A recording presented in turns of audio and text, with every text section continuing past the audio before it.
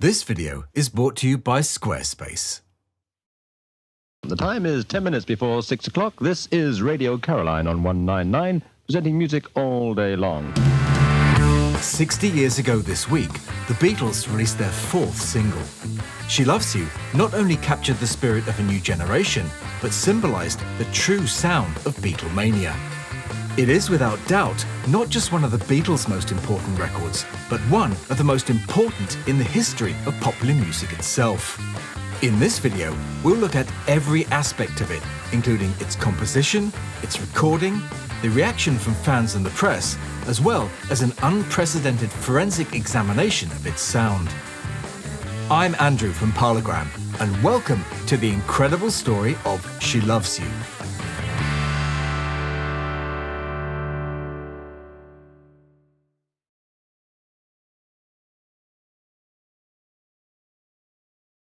As the Beatles arrived in Newcastle that afternoon, time was running out. For in 5 days' time, they had a recording session booked at EMI to record their new single. The only problem was that they hadn't written it yet. By now, the Beatles were used to spending time together in small hotel rooms, which, due to their almost non-stop touring schedule, had become a home from home since the start of the year. The hotel they found themselves in on that particular day was the Royal Turk's Head Hotel in Grey Street, and it was in one of their rooms that day that John and Paul sat facing each other, guitars in hand, perched on the edge of their beds, and wrote the song which would change their world forever. Now, one thing all early Lennon and McCartney songs had in common up to that point was that they all included the words me or you in the title. Love me do, P.S. I love you, please please me, ask me why, from me to you, and thank you girl. It was a formula that was working very nicely, and for their new song, they weren't going to break it. However, with this song, Paul suggested they take a different angle, and instead of writing the typical I love you, you love me type song, chose to write it in the third person. One of the inspirations for the song, which has since been cited by Paul McCartney himself, came from one written by the great Tony Hatch, a supremely talented producer and songwriter who a year later would enjoy international success with his song Downtown, sung by Petula Clark. But it was one of his early compositions called Forget Him by Bobby Rydell, which inspired Paul. At the time of writing She Loves You, Forget Him had just entered the UK chart, where it settled down at number 15, and after enjoyed a solid but unspectacular 14-week run. In Forget Him, the lyrics complain in the first person to a former lover that the new lover will never offer what he could.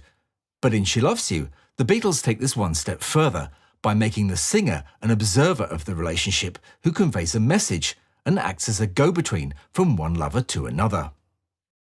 Another contemporary song which uses a similar storytelling method, but from a different angle, is one called Tell Me What He Said.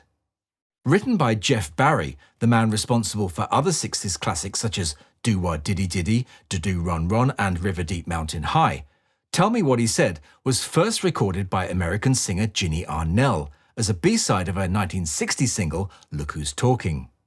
However, it's unlikely that the Beatles would have heard that version.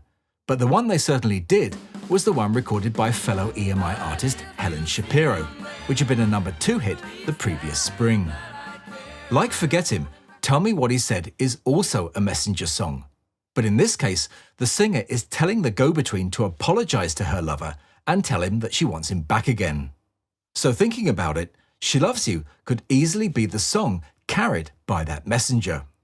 Whatever, it's a great sounding record, and I'll put a link to Helen Shapiro's version in the description. But the true brilliance of She Loves You lay not in the song's storytelling technique or even in its musical structure, but in the use of a single word repeated 3 times. Since the release of Heartbreak Hotel in 1956, the Beatles had been consumed with American music, and it seemed natural for them to use the word yeah instead of yes in a song. The phrase yeah, yeah, yeah went on to become synonymous with the Beatles all around the world, so much so that in some parts of Europe they became known as the Yeah Yeahs. Although pretty benign today, The phrase "yeah, yeah, yeah" back in the UK in 1963 evoked an air of rebellion and caused quite a stir among parents who were already concerned about the number of Americanisms which had been creeping into their children's vocabulary via TV and movies. Even Paul's father, who after hearing the song for the first time wondered if they shouldn't sing "Yes, yes, yes" instead. But coming as it did in the context of a song kind of legitimized its use. The kids loved it, and a new generation was born.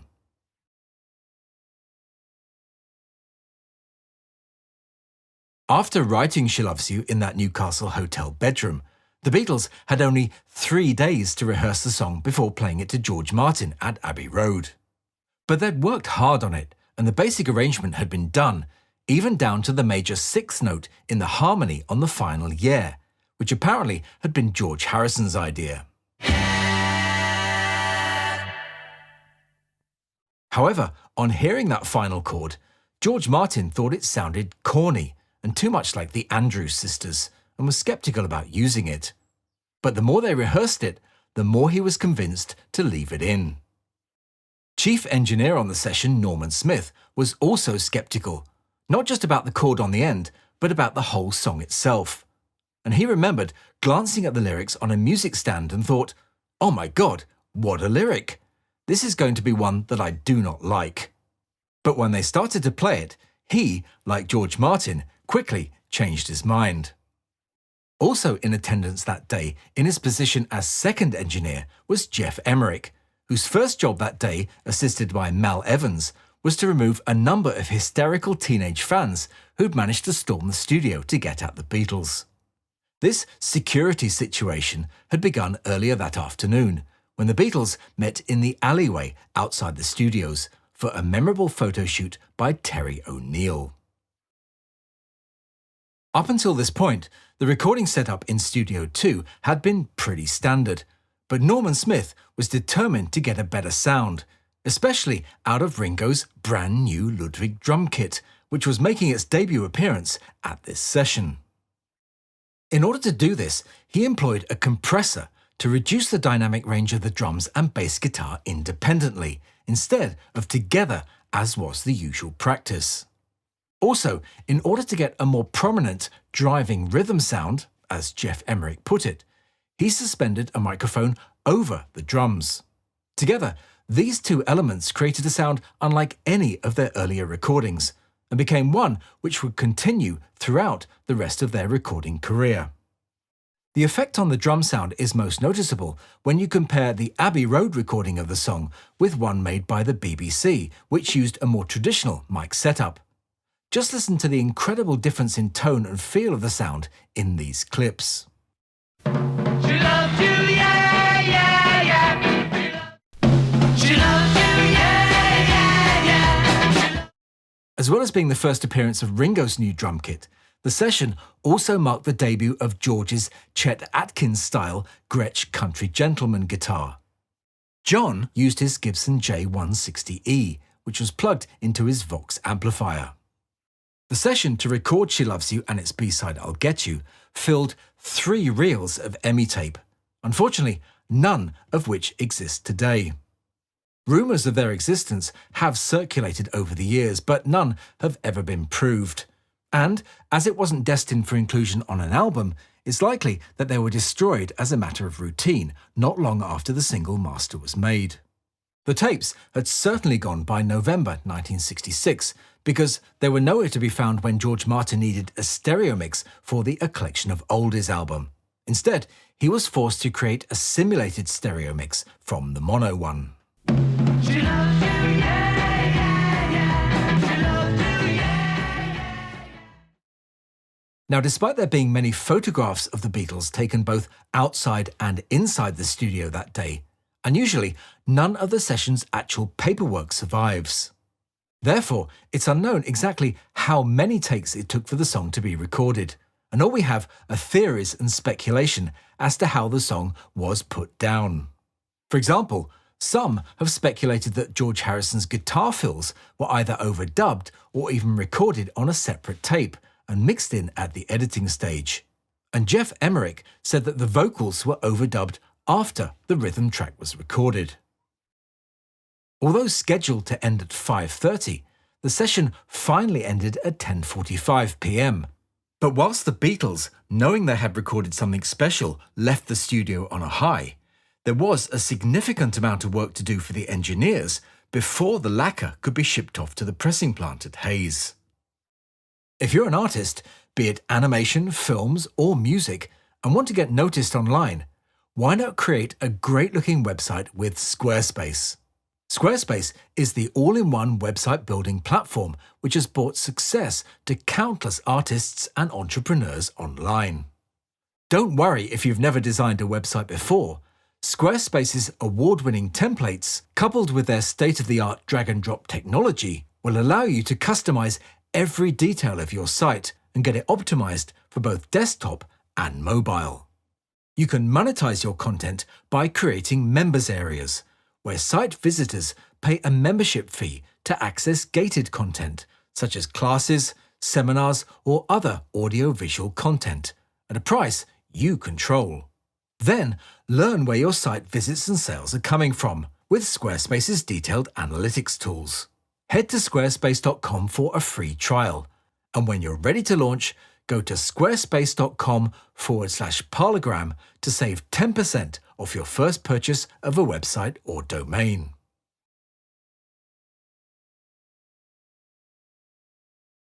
The task which lay before George Martin and his team during that 3-hour session that day was to create final mono mixes of both She Loves You and I'll Get You.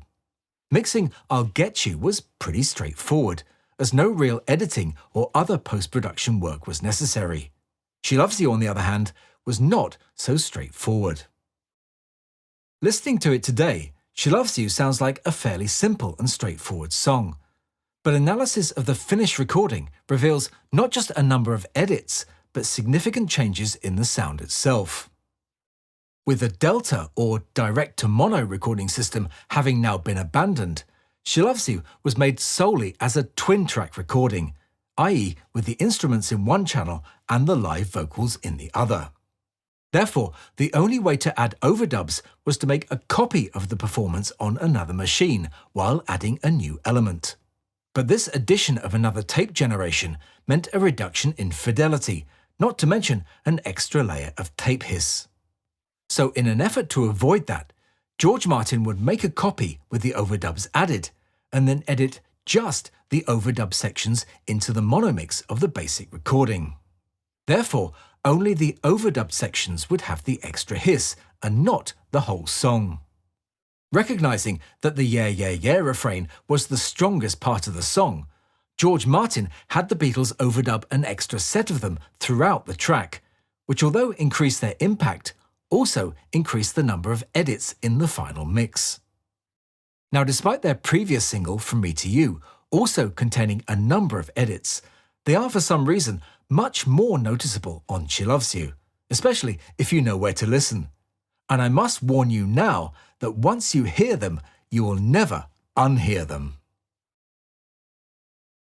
I found a total of 6 edits in the song, some of which are easier to hear than others. But in order for you to hear them at their best, or worst if you like, I'm going to illustrate them using a version of the song from this 1983 EMI UK double album called Merseybeat. It's the final appearance of any Beatles track on an EMI album before the digital overhaul of 1987, not to mention a host of well-known and more obscure tracks by other Merseybeat groups. As on the short-lived Heineken cassette from 1982, the tracks on this album, which incidentally are all in mono, were mastered using a tape machine with a stereo head. This means that while the music is fixed in the central position, any edits in the tape can be clearly heard as pops in the left and right channels. By the way, the edits are present on all versions of this song, it's just that they're more noticeable on this album than anywhere else. Now, I strongly recommend listening to this section of the video on headphones, but don't worry if you can't, I will be showing you a visual representation of where the edits appear. Now, all these clips last just a couple of seconds in length, but feel free to scroll back and replay any you miss on the first pass.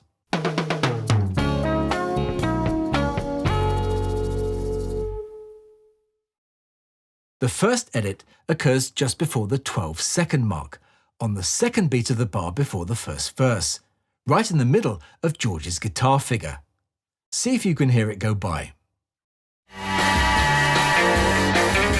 You think you've lost.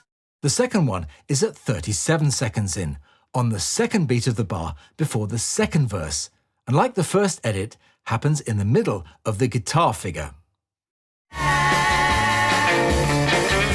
She said if you hurt. The third edit is at 1:02, on the fourth beat of the bar before the ooh before it goes into the chorus. Should be glad. Edit number 4 is at 1 minute 15, on the second beat of the bar just before the start of the third verse, again in the middle of the guitar figure. You know it's up. The next one is the most noticeable of all and occurs at 1 minute 23, just before the line "Pride can hurt you too." This also brings in a change of sound, or EQ, which I'll talk about in a minute. I think it's only fair. Pride can hurt you too. The final edit is at 1 minute 31, on the fourth beat of the bar, just before the line "and you know that can't be bad," after which the EQ changes back. Because you love you, and you know that can't be bad. Now going back to the fifth edit, the one before "Pride can hurt you too," let's compare that with the same point on an original UK first pressing 45. First, here's the clip again from the Merseybeat album. I think it's only fair. Pride can hurt you too. And now from an original UK first pressing single. It's only fair. Pride can hurt you too. Did you hear it? Nope, neither did I. And that's because it wasn't there. So why is that? Well, one theory is that at some point very early on, maybe during duplication for another country, the master tape was damaged and a section containing a recording from a copy of the disc was put in. Now that would certainly explain why that 8-second section from 1:23 to 1:31 has a totally different sound, or EQ, than the rest of the track. And that can be clearly seen on the spectrograph of a recording of the CD-EP version. As to exactly what happened to the original twin-track session tape, no one really knows for sure. One controversial theory is that it was stolen after it had been used as the backing track to record the German language version in January 1964. However, it's thought that the Beatles recorded the backing track for Verlieb dich entirely from scratch, which, having performed it many times since the original session, they could do perfectly. But what do you think? Do let me and everyone else know your ideas in the comments. With a gap of nearly 7 weeks between recording and release, there was ample time to promote the single, and the Beatles wasted no time at all in getting it onto the airwaves. July the 16th saw them record the first of 10 performances of the song for the BBC. This was done at their Paris studio in Lower Regent Street in London, for broadcast on the 9th and 10th edition of their radio show Pop Go the Beatles, on August the 13th and 20th respectively. On August the 14th, the Beatles travelled to Manchester to tape a performance of the song for Granada's North East News magazine programme Scene at 6:30, which was broadcast 5 days later on August the 19th. Another TV recording of the song occurred on the 18th in Birmingham, where they recorded an appearance on ABC TV's Thank Your Lucky Stars. Technical problems caused a delay to the start of the recording, and by the time they were finished, a crowd of 200 excited teenagers had gathered outside the front of the studios. The performance of She Loves You and I'll Get You they recorded that day was eventually transmitted across the UK on August the 24th. Crowd avoidance wasn't the only issue facing them that day, as both John and George were suffering with toothache. But it appears from this article that their toothache didn't prevent them from tucking into a piece of Billy J. Kramer's 20th birthday cake at a party at his hotel the following day. Advance orders for the single meant that it had sold 500,000 before it had even reached the shops, and at one stage was shifting 40,000 copies per minute. Unusually, despite having the time to do so, EMI didn't produce any of the usual red and white promo demonstration discs of She Loves You.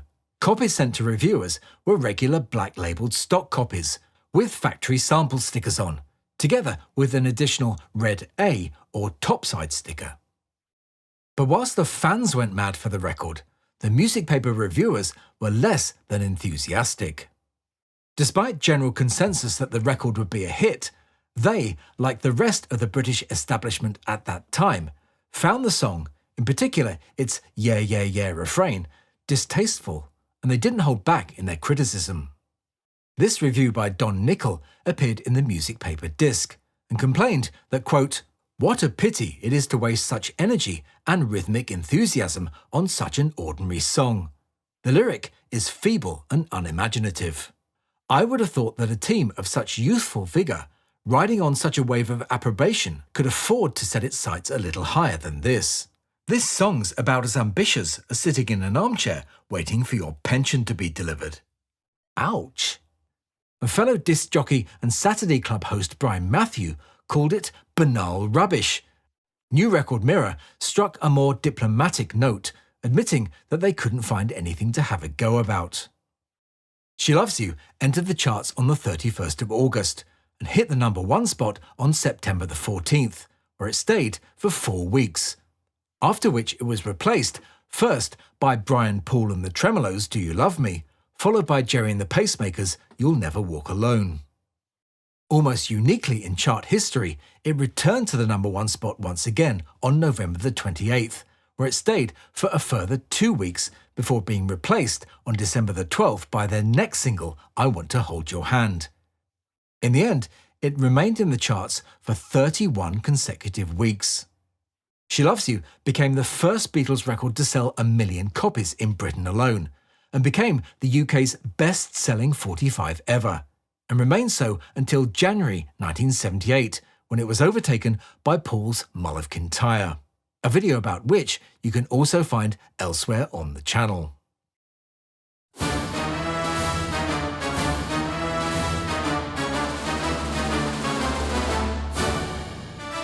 Although Dave Dexter Jr. at Capitol in Hollywood had tossed the single into his wastepaper basket without a second thought, Paul White, head of Capitol in Canada, recognised a good record when he heard one. She Loves You, backed with I'll Get You, was released on Capitol in Canada on September the 16th, 1963, and despite not doing anything for 4 months, went on to be the first Beatles disc to hit the #1 spot in Canada in early 1964. It was also included on Capitol Canada's second Beatles album, Twist and Shout, in February 1964. Transglobal, EMI's American agent, eventually managed to find a home for the song in the US on a small label out of Philadelphia called Swan. Initially released on the 16th of September 1963 to little interest, it eventually went on to become an American #1 hit in March 1964. The Swan 45 is a decent-sounding record, and unlike Capitol Canada's pressing, would have been cut from an EMI-supplied master tape, and not a dub of the UK 45. The Swan single exists with different label colours and variations, and there's even a picture sleeve version. First issues of the single have white labels, while second pressings like this one have silver on black labels. The wording "Don't Drop Out" was added to the labels of all Swan 45s to discourage juvenile delinquency and keep kids in school. This 45 was heavily counterfeited in the 1970s, so make sure you check out any copy you're thinking of buying before you pay for it. The single eventually turned up on Capitol on the Beatles' second album in April 1964. She Loves You also became the Beatles' breakthrough record in continental Europe, leading to their Swedish tour of October 1963. They were even convinced by EMI's sister company Odeon in Germany to make a recording of it in German, called Sie liebt dich. The single was also a massive success in many other countries around the world, and here are a few of those.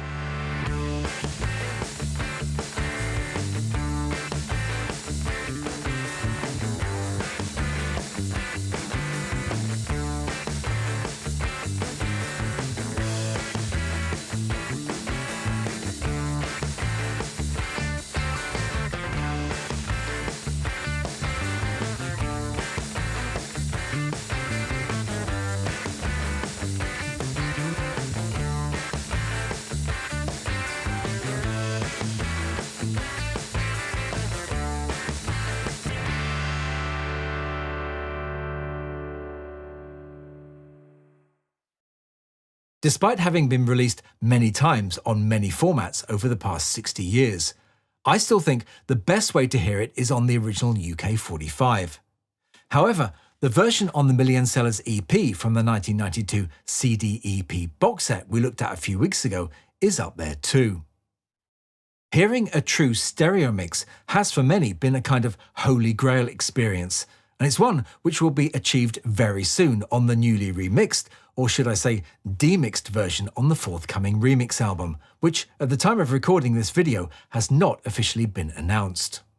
Personally, at the moment, I'm not convinced that a stereo mix of this song will increase my enjoyment of it, but let's see. I will of course be discussing the new albums in detail in the weeks to come, so please, if you haven't done so already, do subscribe and hit the notification bell.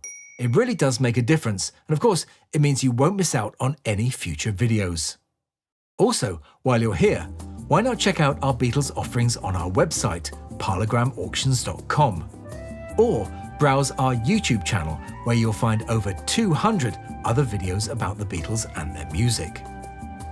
I'll be back next week with something else, but I'll say bye for now, and thanks for watching.